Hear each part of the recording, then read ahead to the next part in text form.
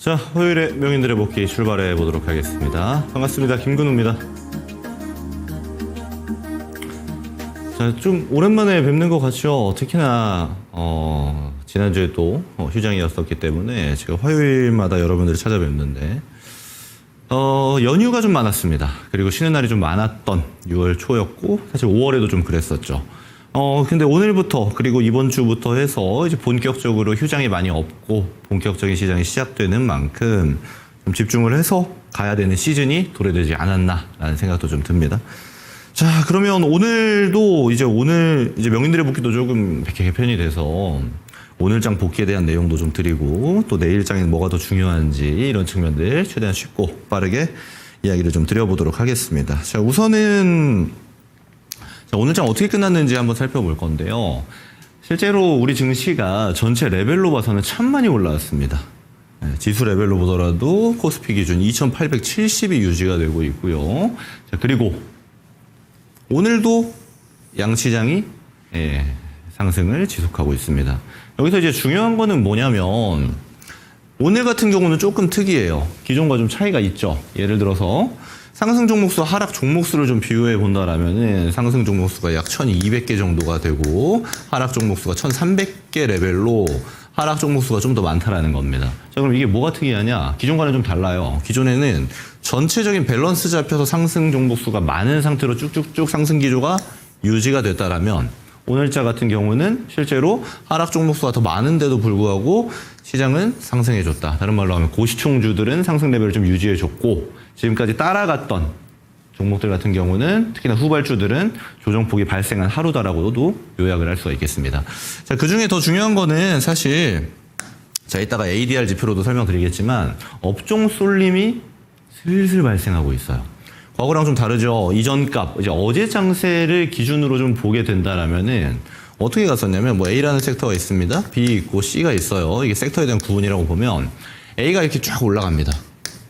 근데 B도 같이 가요? C도 가요? 이런 증시의 구조를 띄고 있었다라면 오늘 장부터 해서 어떤 흐름이 펼쳐지냐? A가 올라갑니다. 그럼 B는 쉬고 C는 내려가요. 업종 차별화 그리고 업종 쏠림이 발생하는 형태다라고도 볼 수가 있겠습니다. 자, 근데 이게 나쁜 것만은 아닙니다. 지수가 방어가 되고 있는 와중에 펼쳐지는 거기 때문에 우리가 작년 시장을 좀 기억해 보면은 이런 특징이 있죠. 이런 업종 쏠림이 너무나도 극도화돼서 나오다 보니까 내려간 애들이 너무나도 많았어요. 그러니까 A가 하나 있으면 B가 두 개 있고 C 섹터에 해당되는 게 막 4개, 5개씩 발생해 버리니까 주요 섹터 몇 개를 잡지 못했을 경우에는 굉장한 소외감이 되는 시장이었다면 지금은 그 정도의 레벨까지는 아니다. 적절한 밸런스가 발생하면서 조정폭이 발생한 하루다 정도로만 이야기를 할 수가 있겠습니다. 자, 제가 근데 이렇게 이야기 드려도 엄청 센 시장인 건 사실이에요. 지금 미국장 선물 같은 경우 아시아 증시 개장할 때 우리랑 같이 이제 출발하고 또 마감까지 같이 하는데 이 미국 선물이 이렇게 횡보세 또 조정세에 있으면 실제 우리 지수 같은 경우는 위로 잘 뻗지 못했습니다. 지금까지 대부분의 시장이 그랬는데 최근엔 아니죠. 미국장 계속 보합이에요. 선물이 계속 보합권인데 우리는 계속 위로 갑니다. 사실 이게 어떤 측면으로 보면 또 당연하기도 합니다. 예를 들어서 우리가 주로 밸류에이션을 측정하는 퍼라든지 PBR을 기준으로 많이 측정을 하죠. 지수 같은 경우는 또 PBR을 많이 신경 쓰는데 우리가 작년에 글로벌에서 다양한 국가들이 상승 랠리를 펼쳐질 때 우리나라 결코 따라가지 못했기 때문에 내부적인 악재들도 좀 있었고요. 결국 우리가 굉장히 저평가받았었던 형태가 있기 때문에 지금의 상승이 좀 독보적이긴 합니다만 어느 측면으로 보면 좀 당연하기도 하다라고도 얘기를 드릴 수가 있겠습니다. 자, 근데 지금의 레벨로 보면요. 저는 아직도 괜찮은 시장이고 소폭 조정이 나오는 거는 이상하진 않습니다만 하방이 막 세게 열릴 조정이 나올 가능성은 그다지 높지 않은 시장이다 라고도 얘기 드릴 수 있겠어요. 자, 왜 그런가를 먼저 말씀을 드려볼 건데 최근에 제 유튜브 김근우의 근본투자라든지 여러분들께 인사드릴 때 많이 이야기 드렸던 게 유동성입니다. 지금 많이 찼어요. 봅시다. 우리 시장 되게 뜨겁습니다. 이전에 보면요 5월장도 괜찮았잖아요. 근데 5월장이 괜찮을 때랑 지금의 컨셉이 좀 다른 게 뭐냐면 안정성이 확보가 되고 있습니다. 이 안정성이라는 말 다른 말로 하면 돈이 공급이 되고 있어요. 시장에 이 돈이 공급되는 시장은 여러분들 이제 기술 분석 많이 하시는 분들도 거래가 차서 움직인다, 거래량이 많다 이런 거 많이 분석하시잖아요. 시장 전체 밸런스를 봤을 때에는 이 돈이 차서 올라가게 되면은 조정폭도 제한적이고, 조정폭이 제한적이라는 말은 올라가다가 조정받고 또 올라가는 구조, 전형적인 우상향의 기조를 띌 수 있다는 하나의 근거이기도 하다라는 이야기입니다. 자, 그럼 그걸 기준으로 좀 봤을 때 중요한 건 그 유동성이다. 유동성이 안정성을 제공한다라는 이야기 드렸는데 거래대금 보면 됩니다. 코스피 같은 경우는 지금 10조 원 그냥 넘죠. 제가 기준을 이야기 드릴 때 코스피를 기준으로 10조 원, 사실 10조 원도 많은 건 아닙니다만 이 위에서 노는 게 유지가 돼야 된다. 제일 중요한 건 이 유지입니다. 유지가 돼서 놀아야 된다라는 말씀을 많이 드리는데 지금 그러고 있어요. 그러니까 5월장이랑 제가 비교 드리는 게 뭐냐면 5월에는 10조 안 넘죠. 8조, 7조, 6조 막 왔다 갔다 하다가 5월 말을 기점으로 해서 6월부터 해서 우리나라 새 정부가 출시가 됐고 10조 원 넘는 거래대금이 쏠리고 있는 상태가 유지가 되고 있다는 겁니다. 자, 그러면 코스피만 그렇냐? 그렇지 않습니다. 코스닥도 서서히 거래대금이 채워지고 있어요. 물론 상대적인 비교를 하자라면 코스피에 비해서 닥이 지금 좀 약세이긴 한데 감안하더라도 이전처럼 막 코스닥 거래대금 4조 원, 5조 원 이 정도 수준이 아니고 7조 원대 정도의 수준은 유지가 되고 있다는 측면, 상당히 지수의 입장에서, 시장의 입장에서 긍정적이다라고 표현을 할 수가 있겠습니다. 자, 그럼 오늘 이렇게 정리가 되는데 중요했던 얘기들이 있고 또 기회를 주고 있는 애들도 등장하고 있고 우리가 중요하게 봐야 되는 애들 정리를 좀 해보도록 하겠습니다. 그 전에 아무리 우리가 지금 미국장 영향을 덜 받는다 하더라도 대표 업종들, 특히나 주도력을 갖고 있고 우리나라처럼 이제 수출 주도형 국가들, 수출 중심의 기업들이 주도성을 띠고 있는 시장에서는 이제 미국장을 체크는 계속하고 가야겠죠. 어떤 형태가 지금 벌어지고 있는지 좀 볼 텐데 전일자만 간략하게 보겠습니다. 최근 동향도 잠깐 말씀드리긴 할 건데 어제자 보면요. M7은 최근에 좀 약합니다. 그죠? M7은 이번에도 테슬라 정도가 이제 노이즈가 있어가지고 이제 머스크와 트럼프의 설전이 계속 되잖아요. 뭐 어제 같은 경우는 트럼프가 괜찮다, 머스크 좋아요 또 이러고 있었는데 궁극적으로는 급락했다가 좀 반등 나오는 정도의 폼을 보여주고 있다라면 이 테슬라 정도 제외하고 나머지 M7 기업들, 그동안 미국 증시의 상승을 이끌었던 기업들 같은 경우는 전반적으로 보합권 마무리입니다. 시장이 좋든 안 좋든 최근에 마찬가지예요.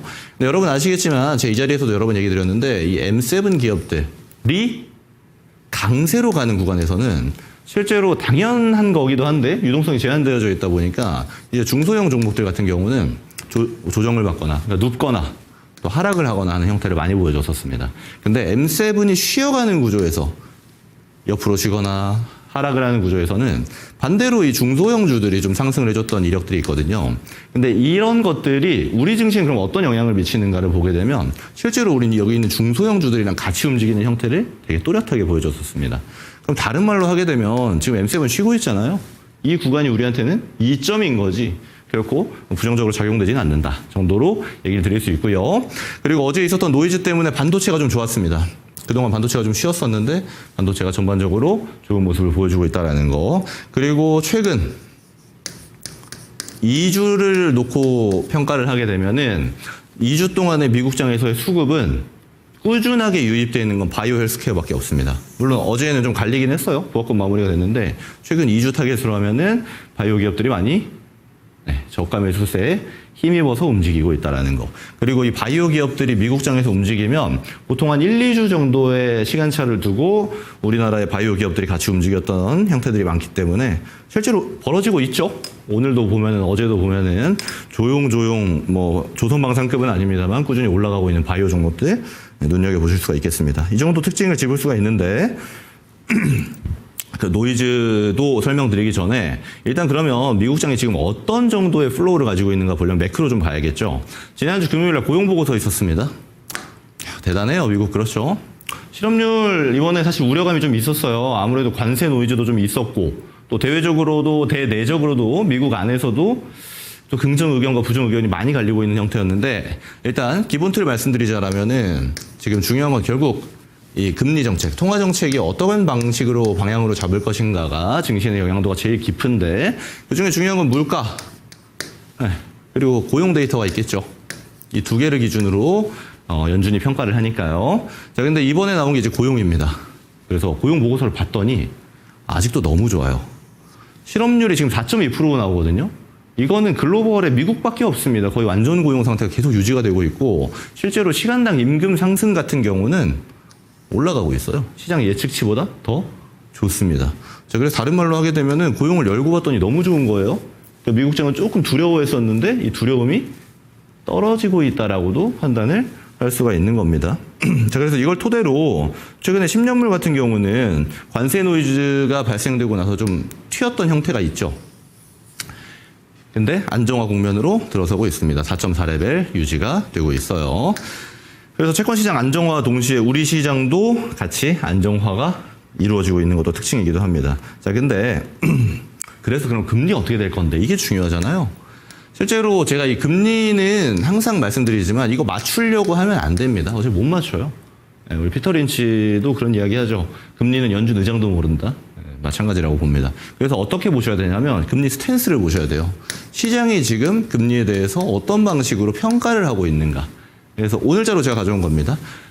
실제 이번 올해 하반기부터 금리에 대한 하락에 대한 예측은 계속 발생하고는 있습니다만 실제로 고용 데이터를 열고 보니까 어때요? 너무 좋았죠? 그럼 불안한 게 없으면 금리 인하할 필요 없잖아요.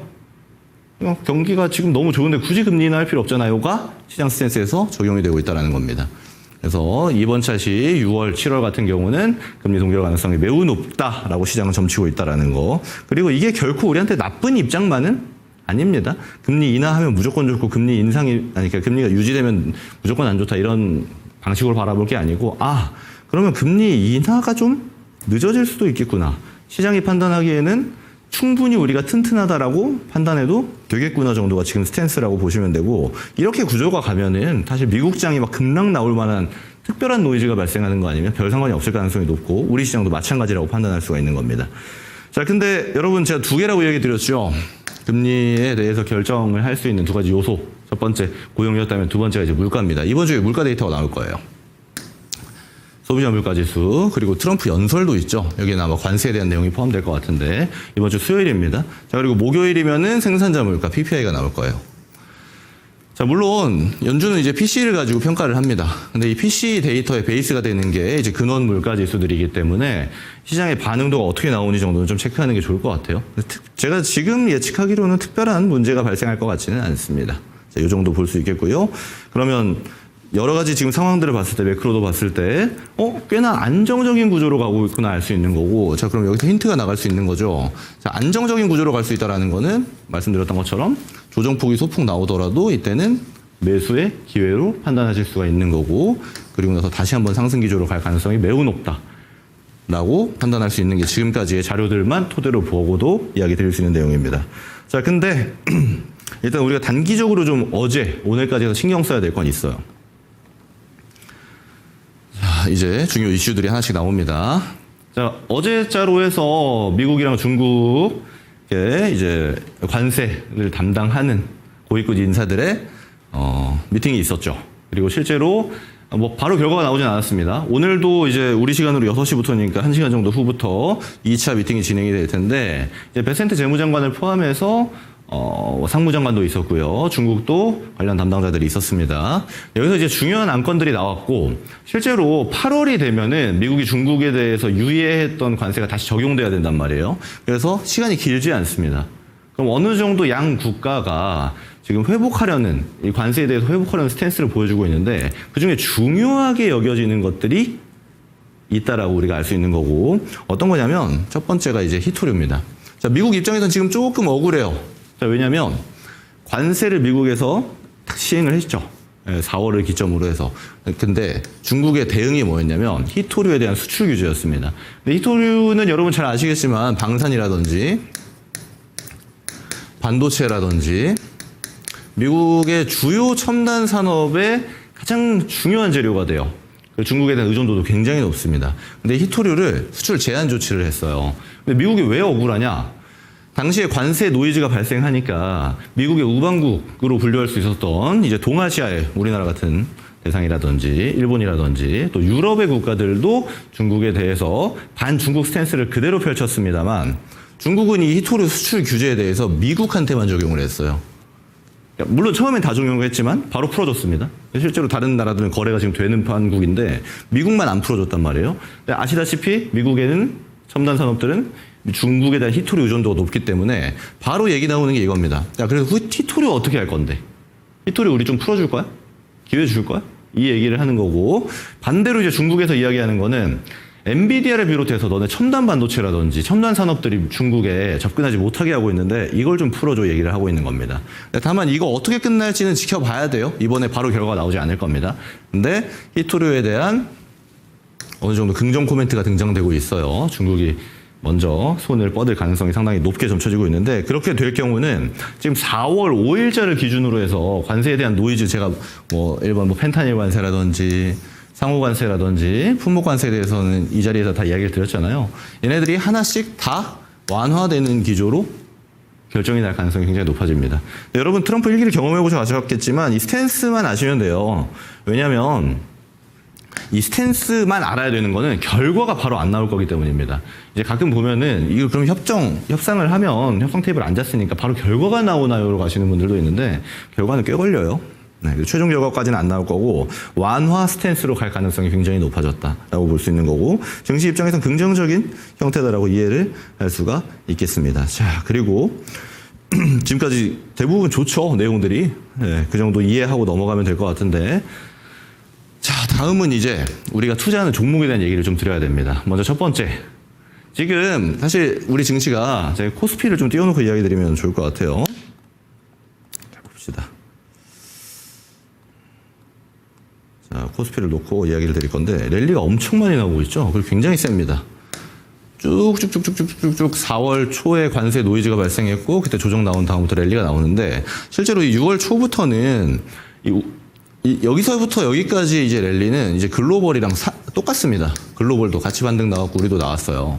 근데 여기 구간부터 이 랠리는 사실 우리나라만 독보적입니다. 그러니까 최근 3주를 기점으로 해서 글로벌 지수랑 우리 지수를 대비하게 되면 우리나라가 글로벌 1등이에요, 상승률이.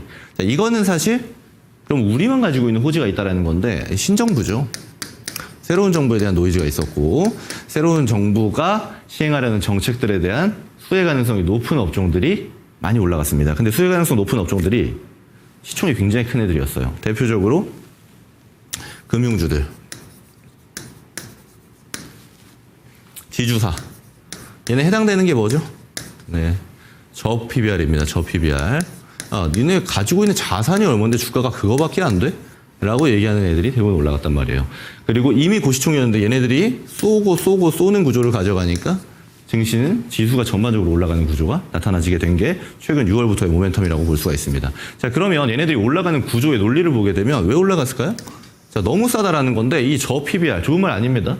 자산 대비해서 너무 싼데, 이게 그래도 한 배 정도의 PBR은 나와야 되지 않겠어? 0.3 이건 너무 말이 안 되잖아. 이 논리 구조였어요. 그래서 이거를 정책화하겠다, 정책적으로 너네를 막겠다, 너네가 주가가 낮은 거를 다시 높이겠다 라고 판단한 거고, 해당 정책의 베이스가 되는 거는 상법 개정이 되는 겁니다. 그래서 대표로 해당되는 애들이 이제 주주 친화 정책을 정부가 시킨 바로 할 수밖에 없는 금융주들, 증권, 은행, 보험, 손해보험 마찬가지입니다. 그리고 지주사들, 주가를 안 올리고 열심히 버티고 있었는데 이제 올릴 수밖에 없게 되는 구조를 띠고 있는 애들이었는데, 자, 근데 중요한 건 뭐냐면, 이 얘기를 제가 왜 드렸냐? 자, 보면요. 이게 상법 개정을 포함한 지금 정부에서 추진하고 있는 1차 선제적인 정책들 같은 경우는 본회의를 거쳐야 돼요. 국회 본회의에서 정부가 이야기하는 것들을 입법화하는 절차를 거쳐야 되는데, 지금 여당이죠, 이제 민주당이. 여당에서 본회의를 일단 철회했습니다. 다른 말로 하면 지연이 된다는 소리예요. 이제 다음 지도부한테 넘기겠다라는 이런 코멘트도 같이 하고 있는데, 사실 이 얘기가 나오게 되니까 뭐가 있었냐? 제가 이 지수 차트만 보고 이야기를 드려도 어느 정도 감이 잡히죠. 오늘은 쉬었습니다. 왜 이런 결과가 나왔냐? 자, 바로 이야기 드렸던 종목들 한번 살펴볼게요. 대표적으로 가장 셌던 게 이제 증권주였죠. 미래에셋증권부터. 이쪽이 안 움직이는 겁니다.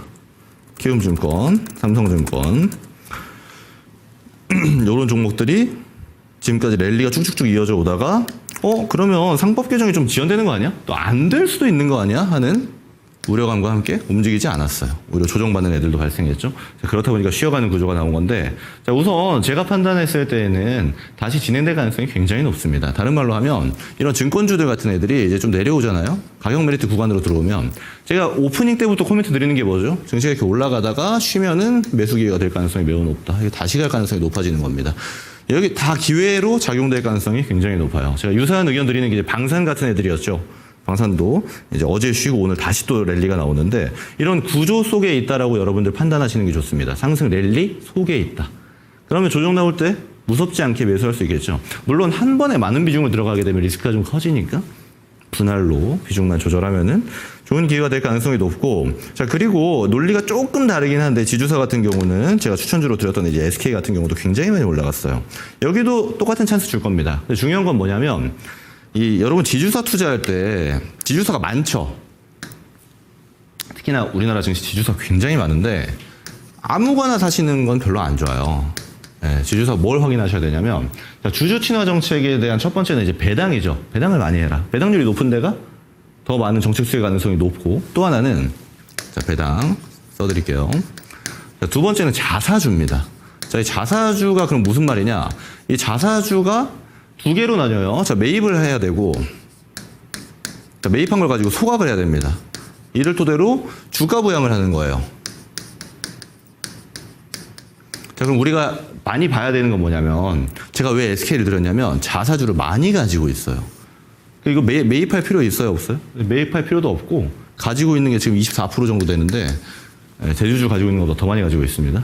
그럼 이거 소각하게 되면은 이제 상법 개정이 이루어지게 되면은 소각이 거의 사실상 의무화가 되는데, 이 구조면은 주가가 더 많이 올라갈 수 있는 구조를 띄고 있는 겁니다. 그럼 지주사 중에 SK처럼 배당, 사실 SK가 배당을 많이 하는 건 아니지만 자사주 많이 가지고 있죠. 자사주가 많거나 또는 배당을 많이 하고 있는 지주사를 타겟하시는 게 유리하다라는 겁니다. 관점은 증권주랑 똑같아요. 얘네들 오늘 내려간 구조도 12일 날 본회의가 작동되지 않을 거라는 우려감이 등장하게 된 건데 마찬가지입니다. 그러다가 덧붙여서 한국전력 같은 종목들, 한국가스공사 같은 종목들, 유사한 흐름입니다. 얘네들도 최근에 움직이는 거는, 한국가스공사는 뭐 알래스카 모멘텀도 있지만 최근 움직이는 거는 사실 알래스카랑 아무 상관이 없다라고 보셔도 되고, 이 저점부터 올라왔던 거는 유사한 흐름입니다. 다 저PBR 종목들이거든요. 근데 한국전력 같은 경우는 지금 노이즈가 좀 있어요.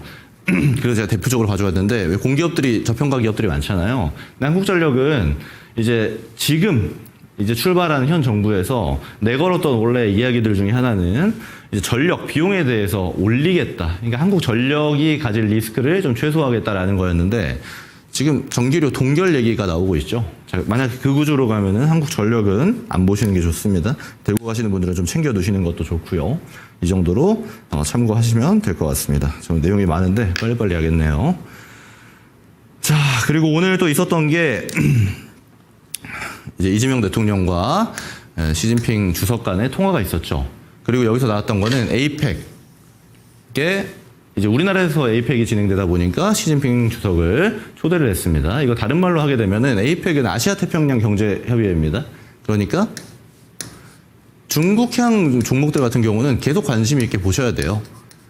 이 중국향은 대표적인 게 국내에서는 제가 섹터 분류할 때도 이야기 드리지만 소비재입니다. 여러분, 이 소비재 제가 얘기 드리면은 이제 화장품이라든지 뭐 피부 미용, 엔터 이렇게 나오는데, 사실 엔터는 가장 먼저 수혜 가능성이 높아요. 먼저 반응하죠. 오늘도 좋고 과거에도 좋았고 올해 내내 아마 좋을 가능성이 높고. 근데 이 화장품 피부 미용은요, 지금 구분을 좀 하셔야 되는 게, 대표적으로 제가 추천주로 드렸던 게 이제 APL 같은 종목들이라든지 실리콘투 같은 종목이 있어요. 걔네들은 미국향입니다. 자, 미국향 같은 경우는 이미 랠리가 막 나오고 있어요. 그렇죠? 생산단에도 보면 코스맥스라든지 한국콜마 같은 기업도 마찬가지입니다. 근데 이쪽 말고 사실 중국향 기업들은 굉장히 쌉니다. 아직 한한령 해제가 완전히 된 게 아니고, 또 하나가 저가에서 이렇게 올라오긴 했어요. 실제로 여기서부터 내려왔습니다. 그러니까 아직도 많이 싼 형태거든요. 그러면 이 중장기로 보시는 분들 같은 경우는 미국향 종목들은 이제 가격적인 메리트가 좀 없다라고 느끼실 수가 있습니다. 사실 밸류상으로 보면 비슷한데 차트로 보게 되면 많이 올라갔으니까 좀 부담스럽다라는 형태가 느껴질 수 있거든요. 그랬을 때에는 중국향 기업들 소비재 기업들 화장품, 피부 미용도 관심 있게 보실 수가 있다. 그럼 둘 다 해당되는 애들도 있고 또 하나는 뭐 이미 소비재, 피부 미용 바이오 같은 기업들은 둘 다 해당이 되기 때문에 참고로 보실 수가 있는데 이 에이펙 정상회의 초청하고 나서 이제 실무진들의 협상도 좀 이어질 가능성이 굉장히 높아요. 참고로 보시면 되겠습니다. 자, 그리고 수출 데이터랑 오늘 제가 섹터를 좀 많이 가져왔는데 오늘 전력 설비도 엄청 좋잖아요. 제가 뭐 추천했던 내용 막 이런 건 따로 안 보여드리겠습니다. 워낙 많이 얘기 드렸기 때문에. 이 전력 설비도 딱 3개만 보면 된다고 제가 얘기 드렸던 게 효성중공업, LS 일렉트릭. 그죠? 네. 마지막으로 제가 명칭이 기억이 안 나는데 하여튼 대형 변압기 삼총사 있죠. 제가 맨날 얘기하는 애들. 이쪽 라인업 같은 경우는 지금 오늘로 해서 6월 1일부터 10일까지 수출 데이터도 나올 텐데 지금 3월, 4월, 5월 다 올타임 하이 찍고 있습니다. 수출 데이터가. 대형 변압기는요. 제가 차트를 보면서 좀 얘기를 드리면은 주가가 내려올 때가 있어요. 정확히 관세 때입니다. 효성중공업 보고 갑시다. 여러분이 기억 안 나시겠지만 4월 초, 중 이때 있죠. 여기입니다.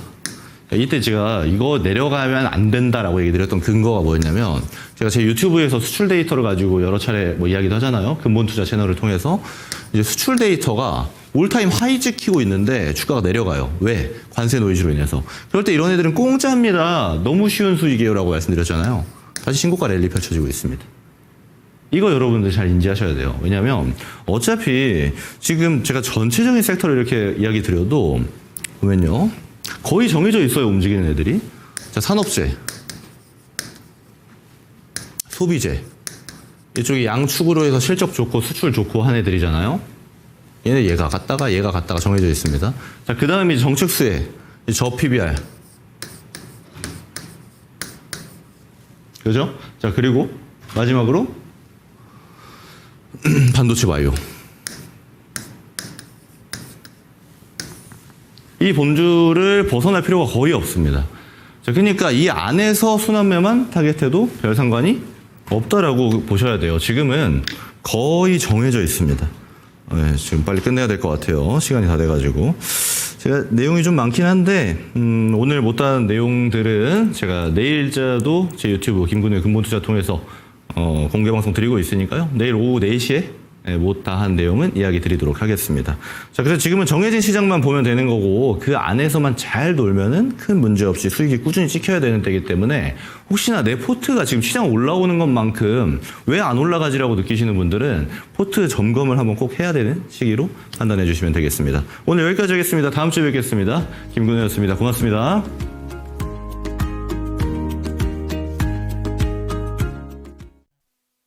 본 방송은 투자 판단을 위한 조언일 뿐 투자 판단과 결과에 대한 책임은 투자자 본인에게 있음을 알려드립니다.